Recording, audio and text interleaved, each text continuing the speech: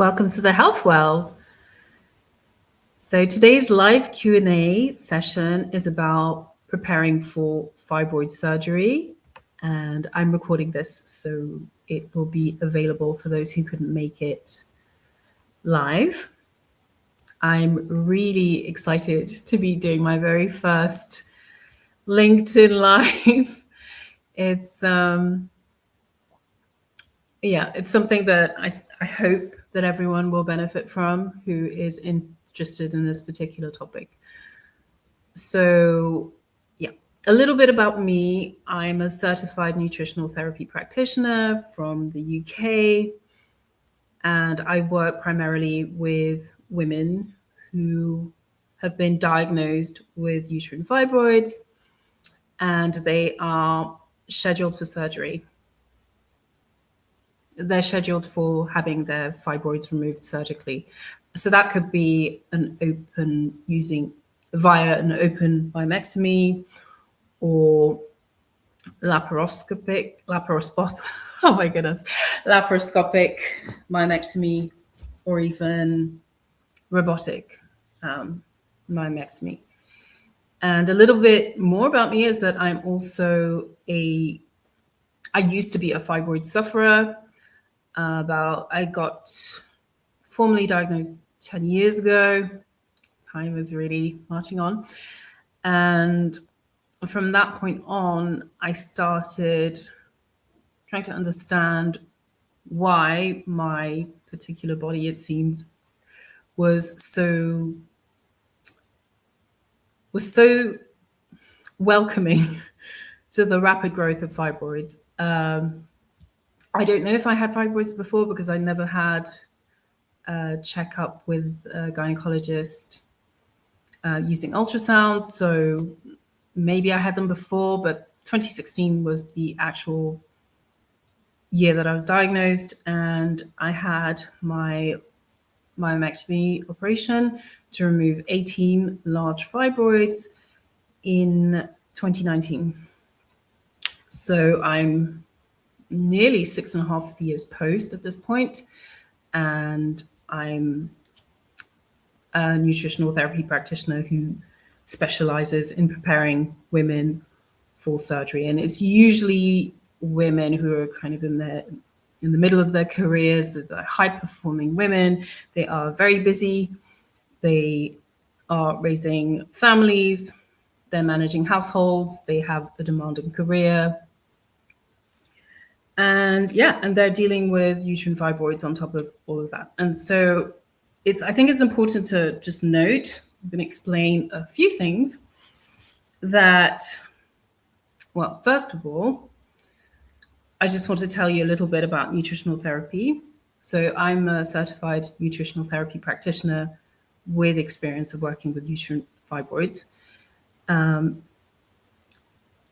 which means that I can but yes, there are limitations to what a practitioner like myself can do. So I do not treat, prevent, diagnose, or cure disease. Right? So that I have to make that very clear. I'm not a medical professional. I work with clients one-to-one and in group programs, and I'll tell you a little bit more about that later.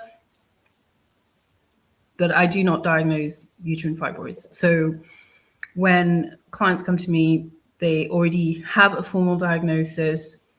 They often know the size of their fibroids, the type of fibroid that they have, and they've explored many options and solutions.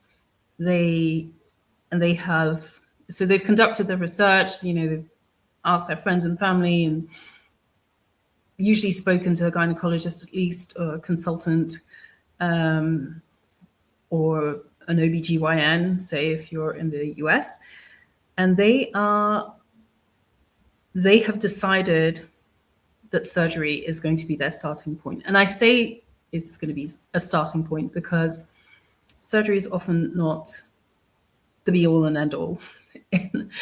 Anyone who has suffered from symptomatic uterine fibroids, so that means you have fibroids that are affecting your quality of life, or you have been told by your surgeon or your gynecologist, your specialist anyway, that the uterine fibroids are preventing you or interfering with your ability to conceive or to carry a pregnancy to term.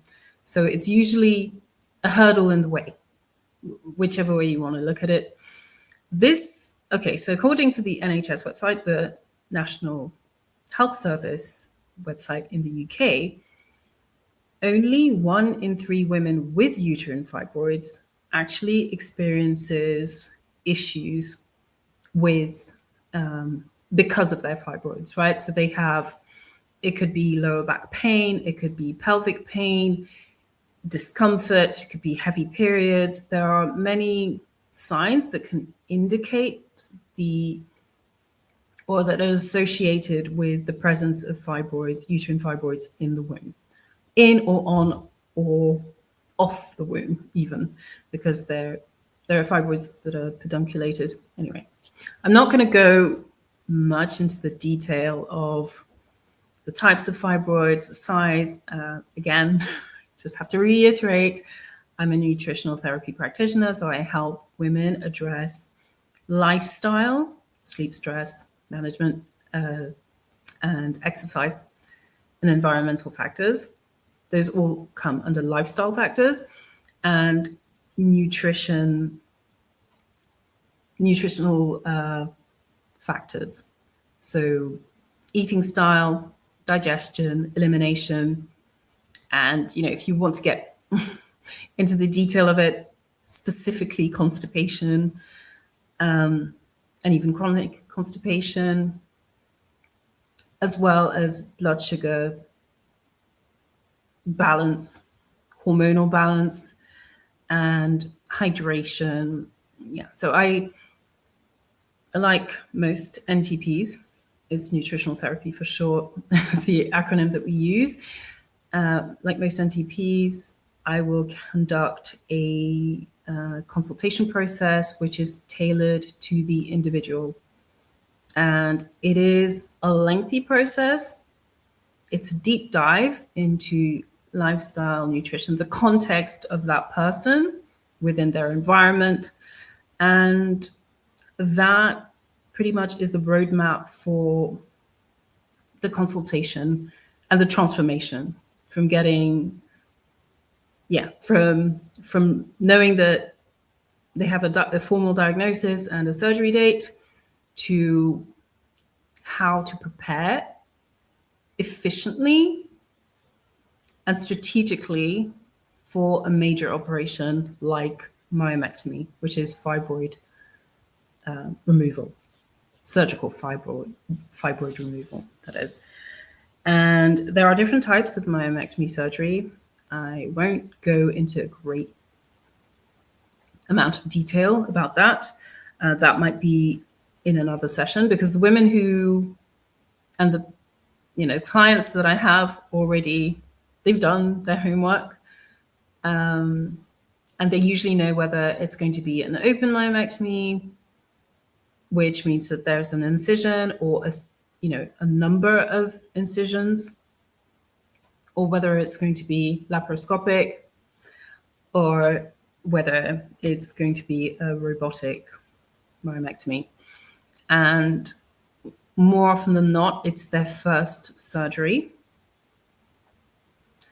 And one of the biggest fears that my client population faces is the fear of recurrence, right? So that means, it doesn't mean that the fibroids grow back. The fibroids that have been removed don't grow back, but it just means that post-surgery, they might, and it could be weeks or months after the initial surgery, they might be told that they have new fibroids, or fibroids that were smaller, and that have grown since the initial operation, the initial surgery. So that is a real cause for concern. And what I am able to do using the tools and the techniques of nutritional therapy, and also my my experience working with clients is that I'm able to pinpoint whether there are lifestyle or nutrition related factors in that specific person's life or environment that are contributing to accelerating the growth of fibroids, for instance. So I do not treat, prevent, diagnose, or cure uterine fibroids. I don't make any such claims. But what I can do is examine the root causes for a specific person or for a group, because there are patterns that emerge often, especially in women who are in demanding, professions and careers where there are extended periods of work stress or work-related stress, I should say, and maybe they have issues just managing day-to-day stresses. And that, stress is probably one of the biggest factors, but there are also interventions or recommendations that I can make regarding eating style, and not just lifestyle factors like improving sleep quality and energy levels. I can, so if anemia, for instance, if iron deficient anemia is one of the deficiencies that is identified during the onboarding process for a client, then these are issues or concerns, health concerns, that we can address through nutrition, often in conjunction, so in support of whatever medical treatment plan they are following. That's another important thing to say, is that nutritional therapy supports medicine. It supports modern medicine. It doesn't go against traditional medicine or traditional Western medicine, simply because it is evidence-based, it is based on science. We have the same training in human anatomy and human physiology as a basis across the board.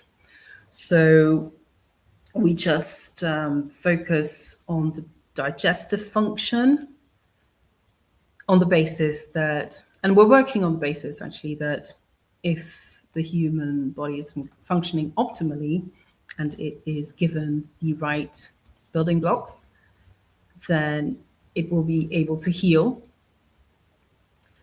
And so that's part of the consultation process in nutritional therapy, where you identify any imbalances, like hormonal imbalances or digestive system imbalances, and on top of that, deficiencies, so nutrient deficiencies, and it could be micronutrient deficiencies that we're all familiar with, like vitamin C deficiency, scurvy. You have vitamin D deficiency, which is rickets. That is the extreme.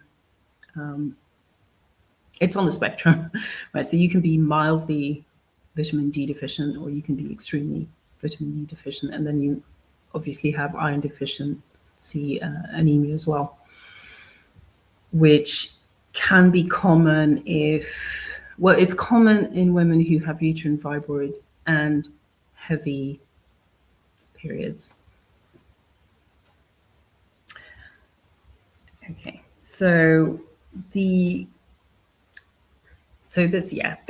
thanks. This is just a brief introduction, and I'm just moving this around. It's just a brief introduction into nutritional therapy for uterine fibroids, and a little bit about my journey and how I've remained.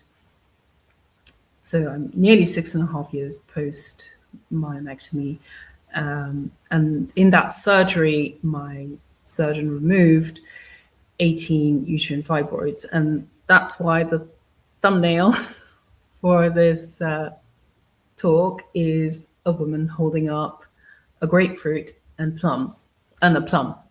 because I had the equivalent of a 6-month pregnancy when the MRI report was written. The uterine fibroids were comparable to a 6-month pregnancy. I had the equivalent of 3 grapefruit-sized fibroids and another 15 the size of plums, or the size of a plum. So it was a major operation. I had 1 large incision and a 10-week recovery at home, off work. But I was fortunate that, I did have to wait a long time for the surgery. So it was nearly 10 months between the MRI imaging and the actual surgery. But I was fortunate to get in just before COVID ransacked the health system. So I had time to prepare, and some of the suggestions that I've made in my free protocol, which is accessible to anyone who goes to my LinkedIn profile or my TikTok profile, because the recording is going to be available on TikTok and it's going to be available on YouTube as well.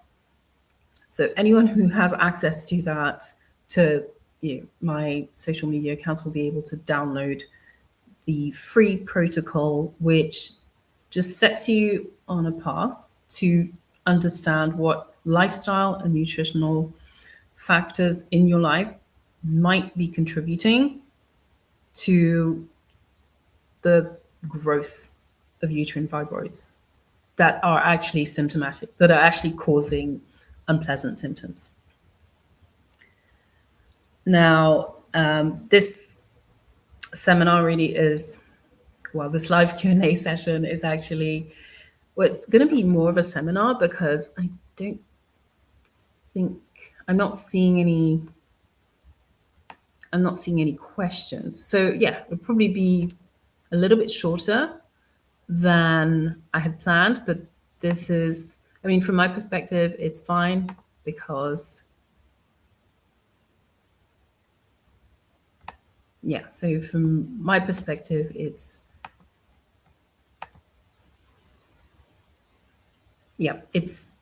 fine, because it's just going to be one of many, more of a seminar, because sorry, I'm not seeing any questions. So there are actually 2 current viewers. Apologies. I'm just getting my head around. This is actually my very first LinkedIn Live. So there might be a little bit of a delay. I'm streaming. I'm using StreamYard. So there's a bit of a dry run. I apologize. If you have questions that I can't see for whatever reason, you can send me a message. I'm in front of my laptop using my camera. So so if I can't answer live on this live, I will make sure to contact you after the stream ends and to address your question. But so the likelihood is, I have no idea where people are tuning in from. Right.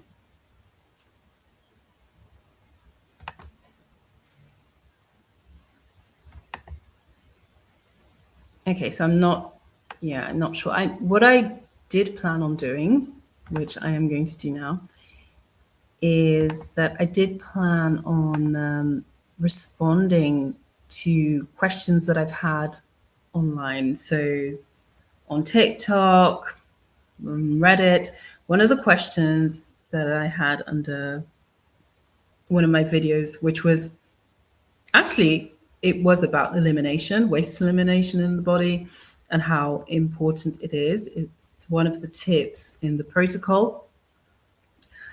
I only had a minute because it's a TikTok, so it's short. And I was just saying how important it is to track your bowel movements. And that is important. I mean, it's important for overall health in general, health and well-being, but it is of particular importance for women who are struggling with hormonal imbalances and especially uterine fibroids, to avoid recirculation of spent hormone, because often women who have uterine fibroids are estrogen dominant. And that spent hormone, once the estrogen has worked its magic in your body, it needs to be eliminated through the normal elimination pathways, right? And one pattern that's emerged and that I've noticed in my clients is that often, whether they think they're constipated or not, they are often constipated. So a quick way to get a gauge of whether they're constipated or not is to track their bowel movements, rather than, and this can be done, pen and paper and a notebook, or using, one of the apps in the Play Store or Apple Store. It doesn't have to be on your phone. It doesn't have to be high tech. It can be a chart on the back of, on the back of the bathroom door, whatever. Or, whatever way that you choose to track it is up to you. And it's just keeping track of the frequency of bowel movements. And if you have a diagnosed as a uterine fibroid sufferer, if you have a diagnosed condition that affects your bowel movements, that's one thing. But if you're just a regular uterine fibroid sufferer who doesn't have any diagnosed, issues, then you really want to be aiming for at least one bowel movement per day, right? Every day, not once or twice a week or, a few times a month. That is definitely one of the things that has to be addressed right out of the gate. So yeah, then this is one of the things that we assess when we work with nutritional therapy nutritional therapy clients, one-to-one. And we can establish whether, so once we figure out whether they are occasionally constipated or chronically constipated, then we can build a protocol, a tailored protocol that is going to address their needs. And we can also pinpoint to a certain extent what is the root cause of constipation, which is the key really to resolving that issue. But having said that, I wasn't able to explain all of that I didn't explain it in the video. It's explained in the guide, the protocol guide, which is not the free download. But yeah, I'm able to go into more detail when I'm working with clients one-on-one or in group programs. And I will talk about a little bit more about how I actually work with clients towards the end of the stream.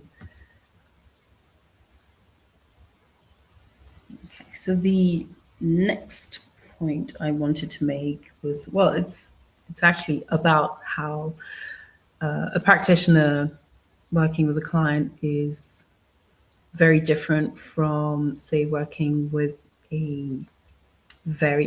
instance, it's not a comparable experience to seeing a busy, general physician who has a limited amount of time to discuss health concerns and health goals, right? So we, as nutritional therapy practitioners, most of us have a specialty. So I have colleagues who work with clients who have had their gallbladder removed, for instance. I have colleagues who work with clients who have autoimmune disease or other chronic conditions, and they choose more often than not they've fixed a problem for themselves using nutritional therapy, or they've worked with a nutritional therapy practitioner and decided that it's just too good to be able to keep to yourself or to keep to themselves, and they just start working with we often start working with friends and family, and then it branches out as word spreads of the transformation. And that, I mean, I can personally attest to it. And yes, I roped in my mum and my dad when I was training. So they, I was just checking my mic. They also got to benefit.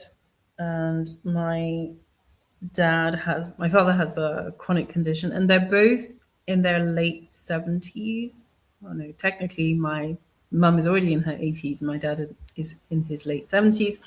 He has two chronic conditions, and one of them is degenerative, and my mother has had digestive issues, and nutritional therapy is great for that. But I mean, I'm going to stop. I just want to say that this is where there's a clear difference between working with a medical doctor or a specialist and working with someone like me who is a holistic practitioner. And well, there are some key differences. First of all, they're completely different disciplines. But what you'll find with GPs and nurse practitioners and nurses and other medical professionals, the specialists, is that they obviously have knowledge and experience that blows the average person out of the water when it comes to health, right? So that knowledge that they have has become embodied knowledge. They've learned so much and experienced so much that I don't need. So at no point in a conversation, even if I had a gynecologist as a client, say, for instance, right?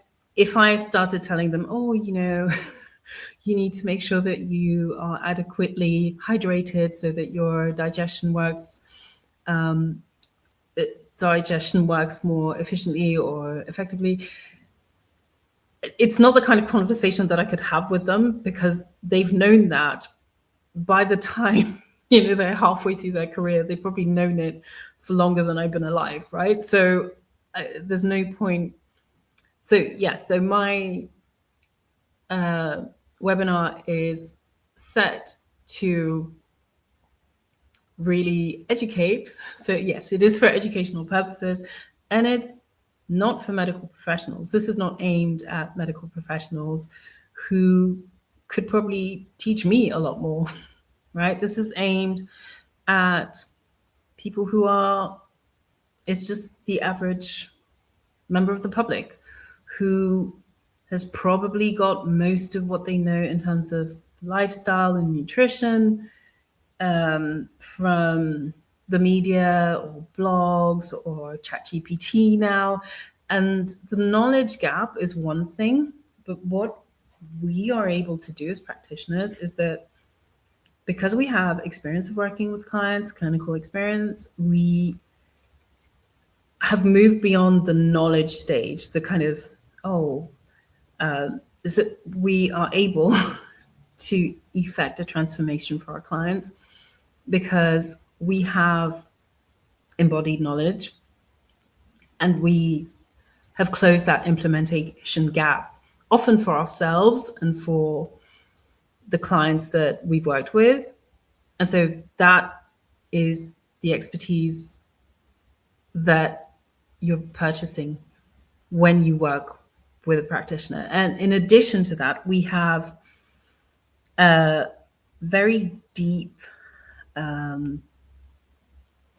we were able to do a real deep dive into our clients' unpleasant symptoms and signs that they experience, right? So during the onboarding or intake process, we are able to, I mean, okay, this might put you off, but there's a tool that we use which is called the Nutritional Assessment Questionnaire, and that has upwards of 320 questions. Now, it's multiple choice, it's online, but this is what we use to establish the baseline when we're working with a client. And it's really in depth. It goes into, like I said, over 300 signs and symptoms. And a symptom would be something that, is obvious to a third party. So for instance, if I had a rash, that would be a symptom, and that would be something that, a nurse or a doctor or a practitioner would be able to, witness that, I have a rash on the back of my hand, for instance. But a sign is something that the client experiences, which isn't necessarily observed by a third party. So it could be pain, it could be low back pain. And then we would have to have a conversation about, well, how painful is it? How often do you experience low back pain? And we can trace the root cause of certain specific signs and symptoms. And that's why we carry out a functional analysis. It's not, the first tool that we use is this nutritional assessment questionnaire. It isn't blood testing. So it's not intrusive or invasive blood tests or anything like that. We go by a functional analysis of a client's signs and symptoms. And that's why we're able to tailor the recommendations to their bio-individual needs. And that process it can take, from the client's perspective, they're filling in a questionnaire, which is a multiple choice questionnaire, and can take 20 minutes, 30 minutes to complete at the beginning of the consultation process. And then once the recommendations, the lifestyle and nutrition recommendations are implemented, you can do a progress check 3 to 4 months later. So yes, nutritional therapy can be really effective very quickly, but we just take, kind of before and after check, a progress check, if you like, from the initial consultation and the initial completion of the nutritional assessment questionnaire. And then we do a progress check to see what's improved, what stayed the same in terms of symptoms that a client is experiencing. And what's improved, what stayed the same, and if anything has got worse, actually. Another question I got, which I thought was quite interesting, and this was in a Reddit sub from a woman who was scheduled to have myomectomy surgery specifically. She just asked, well, why do I need to prepare for? No, she didn't say, no, actually it wasn't. She didn't ask why she needed to prepare for myomectomy surgery. She just said, do I need to prepare? And from my perspective, I think anyone who is scheduled for surgery, major surgery, should have some kind of preparation. And that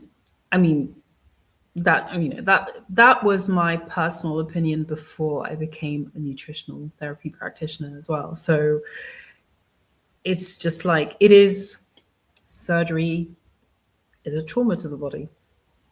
So, and an open myomectomy to remove 18 uterine fibroids. I didn't know there were 18 before I had surgery. I just knew that I had really unpleasant symptoms and that I can wait for, I couldn't wait for them to be removed. I wouldn't say that, yeah, so prior to surgery, I didn't think that all of my symptoms would just magically vanish post-surgery because of the surgery. But I treated it personally as an opportunity to start with a blank slate, right? So my reasoning back then was, let me go into surgery as strong as I possibly can be, right? So let me go in prepared. Let me be as healthy and as strong as I can be going into surgery so that I can recover well and somehow in recovery figure out how to stay fibroid free and or symptom free. That was my goal. I just saw surgery as an opportunity to get rid of the fullness and discomfort in my lower abdomen. I wanted to, and I was a bit of an, well, no, I was a lot of an amateur biohacker at the time, because that is what you do when you are not a medical professional and you don't have access. I didn't even know about nutritional therapy before I went into surgery. I was just consuming literature, not so much research, but I was doing online research, right? And there wasn't that much that was helpful online at the time. There was a blog I found, about this woman who had been diagnosed with uterine fibroids, and she was scheduled for surgery. She only found out that she had the fibroids when she was having trouble conceiving. And that's often the case. I mean, I've had friends and clients I've had a client who had an emergency myomectomy after another major medical emergency. And that's how she found out that she had fibroids. But anyway, it's not something that I go into detail about. There are testimonials on my website, but so this is a client success story. So we started working together. She became a client in recovery, a year, I think, or so into recovery. And by then she wasn't just dealing with the aftermath of having uterine fibroids removed. She was also dealing with another medical condition. So I've worked with women who are preparing for surgery. I've worked with women who are already in recovery. I've worked with women who have had children and then discovered that they have uterine fibroids after they finished having children. And now they're staring at perimenopause/menopause, and they're weighing up their options about, whether they can manage their uterine fibroids through lifestyle and nutrition, if that's going to move the needle for them, with surgery as an option, depending on how things develop. So it's that kind of wait and watch approach. There are women who've, as I said earlier, exhausted all their options, all the solutions, and now they're maybe within weeks, a few weeks or months of their scheduled surgery date, and they're just preparing. And yes, so I obviously think there are a lot of benefits in preparing for surgery. And I'm not just talking about, the logistics of, what to pack in your hospital bag, or, how to eat for uterine fibroids. These are kind of more generic. This is the generic information, that maybe like the baseline level information that you'll find on Facebook and Reddit and, all over the internet. There are herbal remedies, there's fibroid tea. I feel like I've seen it all with my clients. But that's really the first kind of layer of understanding, and it's heavily, I don't know how to put this, it's really marketing more than anything else, like drink this fibroid tea, take the snake oil and your fibroids will shrink. Now, if the size of your fibroids is, or the size of uterine fibroids is the only factor that is causing concern for a woman, then, and she has success with one of these miracle cures, or I did say snake oil because I'm skeptical, then fair enough, right? So if that is what it takes and it works for them, like I think my only issue with those cures and remedies is that I've just never seen proof of, like imaging before and imaging after to say, right, okay, so, the fibroids were 5 centimeters before, there were 2 5-centimeter fibroids before, and they're clearly visible on this MRI or this, ultrasound. And, I drank the tea for 6 months and then, hey presto, in the exact same, in the comparison, the before and after, I've just never seen it. I know that fibroids can shrink using medical means and pharmaceuticals prescribed by qualified medical specialists and professionals. I know that that's, and, and I'm speaking from the perspective of someone who was given one such, had an injection 4 months before. Yeah, I had to go to the hospital. The surgeon prescribed, I don't even know what it was. It was just, I just remember having an injection in my abdomen, and I'm pretty sure it was directly into one of the fibroids because they were hard masses at that point. And that I could, I could actually feel they were that big. I mean, a grapefruit is pretty hard to miss. And when I would lie flat on my stomach on the bed, it felt like I had a tennis ball in my lower abdomen. So yes, I know they really were there, and they were really gone after surgery.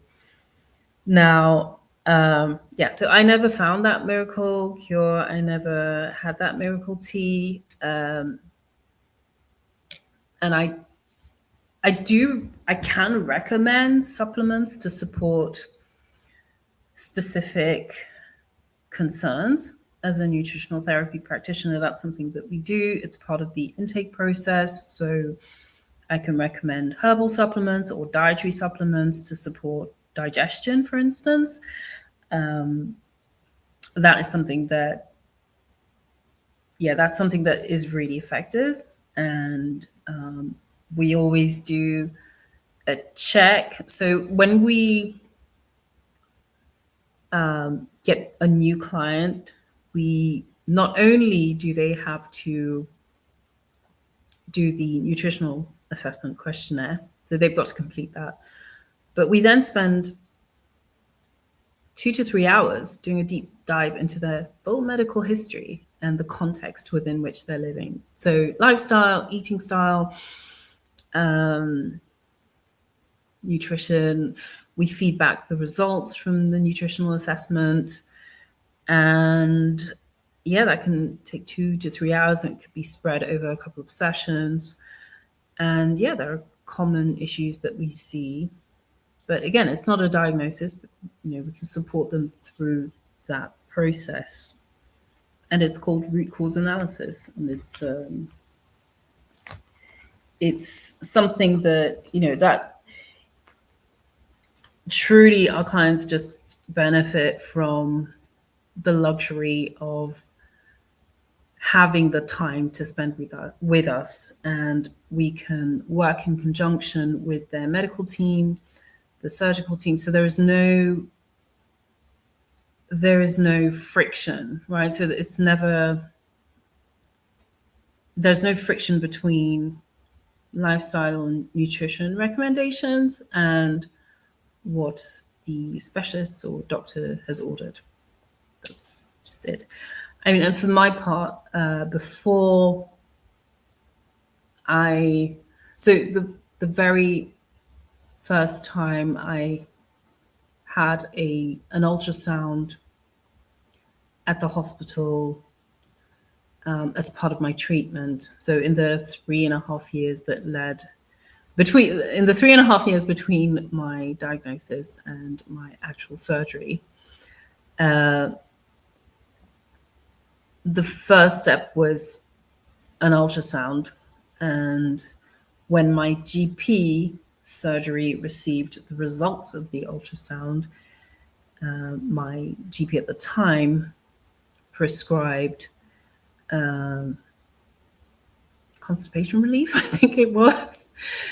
But I think the issue for me is that as a layperson, just as a normal member of the public, I didn't know the significance and the importance of this, but he was very concerned when he saw, well, he wasn't that concerned when he saw that I had a 5-centimeter fibroid, because obviously that it was actually just a confirmation, because I'd already had a private appointment with a gynecologist in Switzerland. And that's actually how during what I thought was going to be a routine appointment, and that's how I discovered that I had uterine fibroids. And then I returned to the UK and started the process under the National Health Service. I had the ultrasound, and he was really concerned about how slow my elimination was and how backed up I was. And I don't know, I hope this is not going to explode LinkedIn, but there you have it. So if I had known then that it was something that I was supposed to keep track of, who knows? This, I may never have needed surgery. Who knows? I don't know. We'll never know. But anyway, be that as it may, that is one of the reasons why elimination is so important. Waste elimination, supporting detox pathways, which is something that I can do. And when I say detox, I'm not talking about the detox that you do in January. I'm talking about detoxification pathways within the liver. Phase 1, phase 2, and phase 3, if that's applicable. Because that is something that I found out in my pre-surgery biohacking days. I took a Circle DNA test. It was called a DNA fit test at the time. I think they're called Circle DNA now. I'm open to affiliation, by the way. But yeah, I remember in the report it said that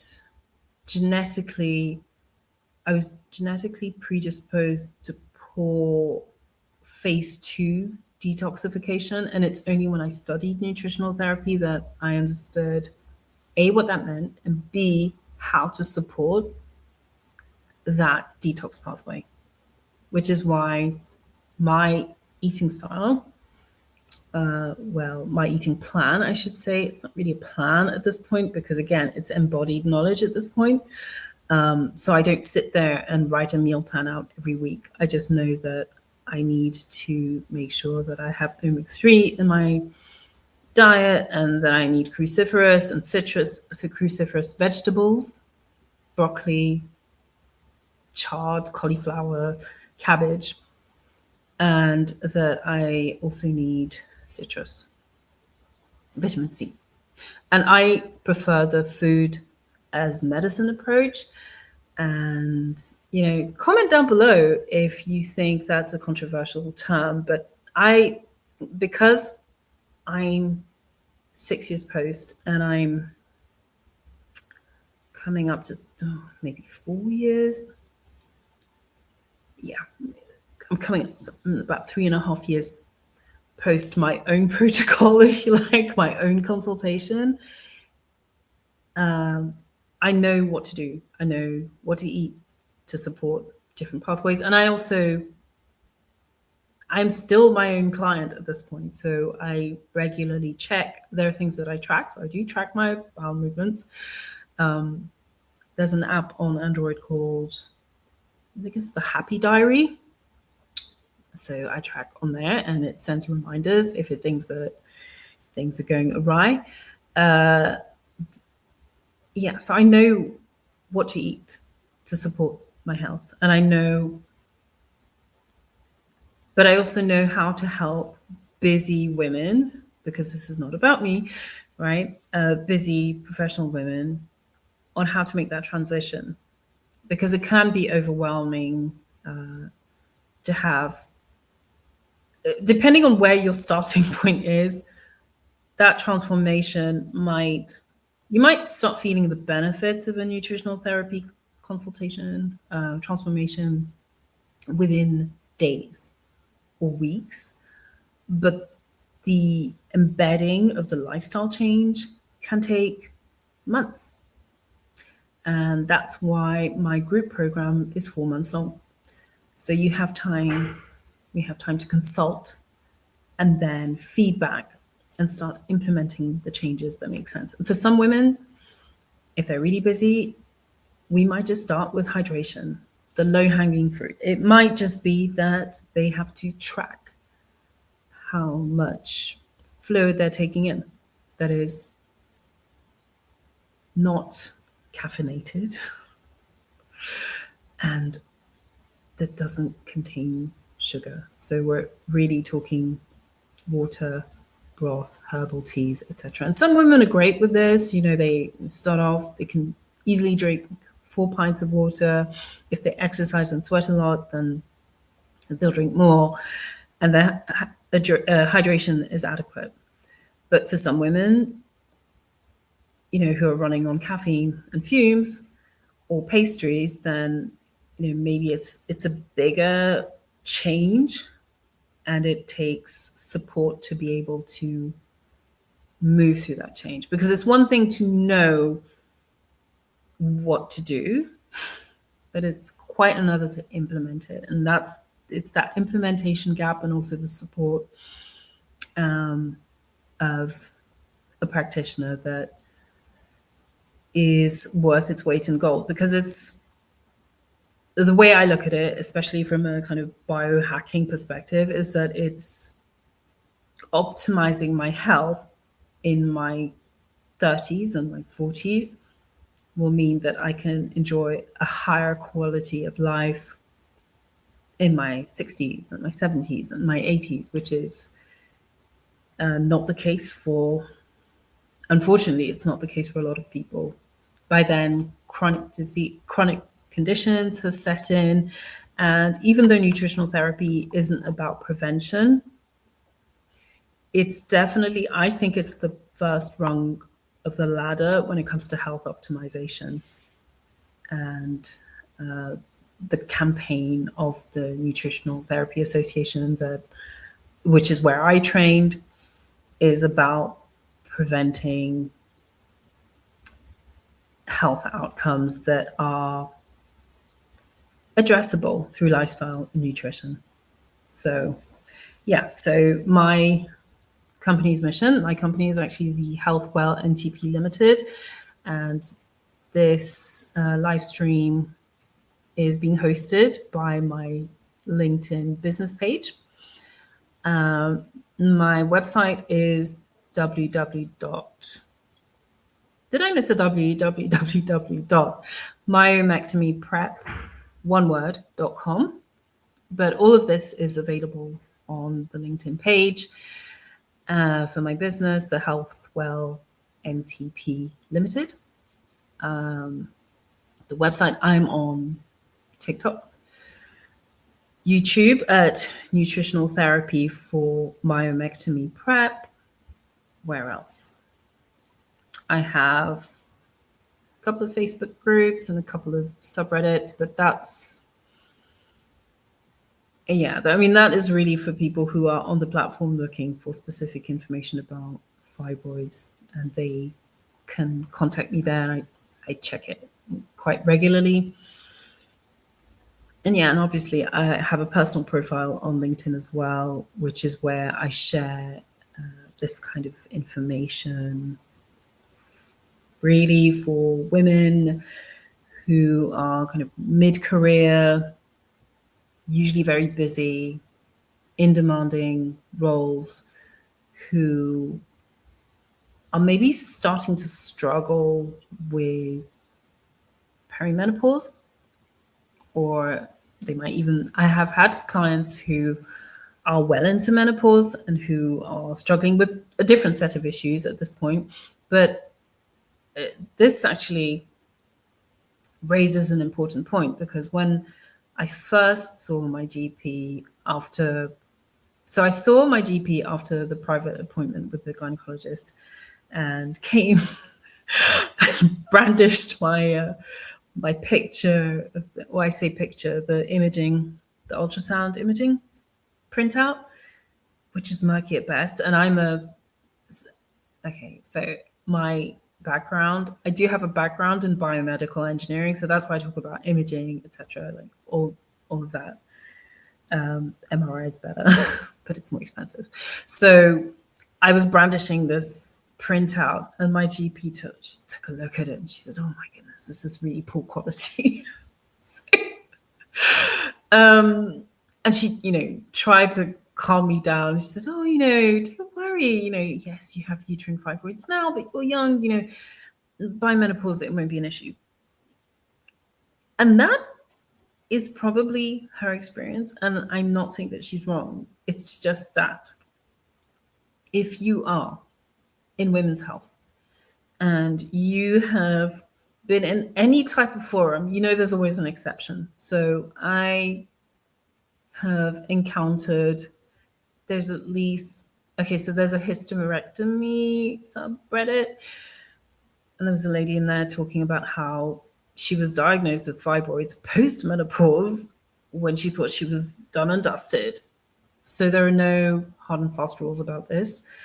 And she was trying to consider whether to go for myomectomy or hysterectomy. And in fact, my first brush with uterine fibroids, if you like, was when and this was earlier on in my career, my previous career as an engineering consultant.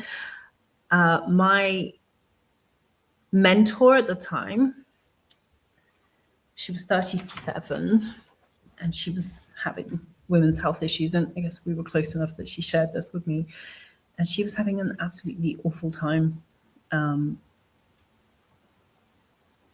And it's a bit of a chicken and egg thing with uterine fibroids, because often you have them, you have them and they're asymptomatic and you have no issues, but then somehow they take on a life of their own, and as they grow bigger and maybe the anxiety increases and you're noticing the changes in your body, you probably get more stressed. And these things they got bigger, and they were causing more trouble, causing her more issues, and she was anemic, etc. And I remember her ordeal and how she navigated the whole thing. And I have other friends who've been through, and it really is an ordeal, by the way. I can't downplay it. It's just not possible, because it is debilitating. And there is actually a campaign called The Wellbeing of Women, where they highlight women's health and how debilitating conditions like endometriosis and uterine fibroids and heavy periods are. And it is International Women's Day today, Sunday, 8th of March, 2026. It's also the anniversary of my graduation from the Nutritional Therapy Association. And I think I'm running close to 60 minutes at this point, so I'm going to wrap things up. But yeah, this is in celebration of women's health. And I'm really excited about the campaign that I'm going to be launching soon, which is, I suppose it is related to International Women's Day, but it is in the context of women's health specifically. And so my background, my cultural background is, yes, I was born and bred in the UK, if you like.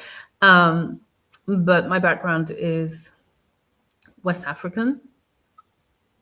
Both of my parents are from West Africa. And I am launching a campaign to reach as many women as possible with the information which I feel should be readily available to any woman and girl who has a menstrual cycle. So this is it. Is this the official launch? Yes, why not? Because the Healthwell, my company, is also celebrating her anniversary. So yeah, I think it's all aligned and it's all part of giving back. So the campaign that I'm actually launching is to reach as many women, especially on the continent and in the diaspora, depending on how you pronounce it, women of African descent who, because we are disproportionately affected by uterine fibroids. And I saw a friend of mine actually sent me a link to Lupita Nyong'o's post about how harrowing her journey with uterine fibroids has been. And she's really brought the struggle to light. I think she has upwards of 50 uterine fibroids at this point post-surgery. So recurrence is a massive issue. And I will be hosting more lives about this. So it's not my medical opinion because I'm not a medical doctor, but I think if you can tackle the root causes that are making your body so welcoming and hospitable to the growth of uterine fibroids and as early as possible, then you're putting yourself in really good stead for longevity and higher quality of life later on in life. It's a worthy, in my opinion, it's a really worthy investment on a par with a pension plan, because the fact is you might have a healthy pension pot when you retire, but if you don't have your health, you really don't have wealth, because you might end up spending what you've grown, what you've put aside. You might end up spending that on medical bills. Who knows, right? And so quality of life, your health really is your wealth. And that's why my company is called the Healthwell. The initiative doesn't have a name yet, but yeah, I'm hoping to reach 1 billion women. Conservative estimate. No matter how long it takes, 1 billion women and girls. And I also have a podcast called Women of Caliber. But first and foremost, and it's on Spotify and Apple Podcasts, but first and foremost, if you want to contact me, this is a LinkedIn Live. You can just look for the Healthwell NTP page, or go to my website, www.myomectomyprep.com, and I'll spell myomectomy as MYOMECTOMY, prep, PREP.com. But everything will be linked. And I will, I'll see you later, because I'm hosting a TikTok Live at 6 p.m. So thank you. If you've made it this far, thank you so much. This has been relatively easy going for me since I haven't been bombarded with questions. But yeah, this is, I'm so pleased to be able to bring you this information and yeah, I'll be hosting more lives more regularly until my next group program opens at the beginning of May 2026. But more details will follow. And if you'd like to download the myomectomy prep protocol, it's also linked on my page, and it's an opportunity for you to join the mailing list so that you don't miss any announcements that are coming up. So thank you for your time, and have a wonderful rest of International Women's Day. Thank you.